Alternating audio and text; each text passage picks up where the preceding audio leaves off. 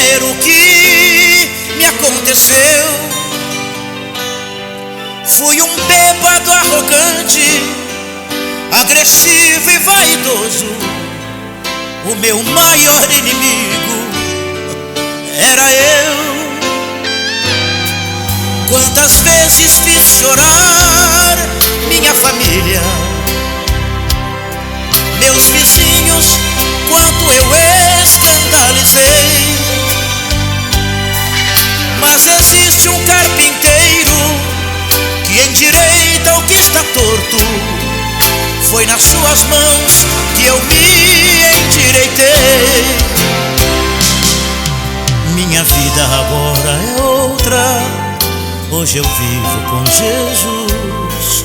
Sou guiado pelo brilho de sua luz.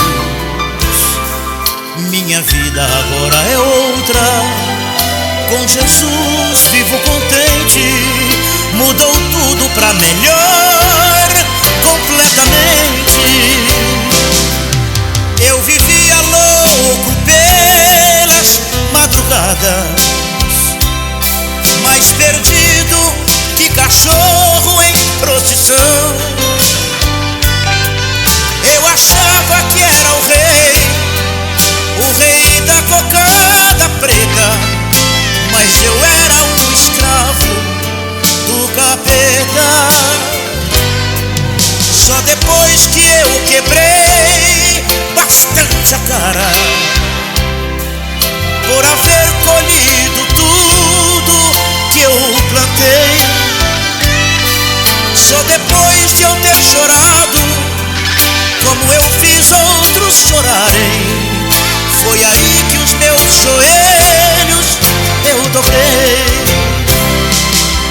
Minha vida agora é outra. Hoje eu vivo com Jesus. Sou guiado pelo brilho de sua luz. Minha vida agora é outra. Com Jesus vivo contente. Mudou tudo pra melhor, completamente. Minha vida agora é outra. Hoje eu vivo com Jesus. Sou guiado pelo brilho de sua luz. Minha vida agora é outra. Com Jesus vivo contente. Mudou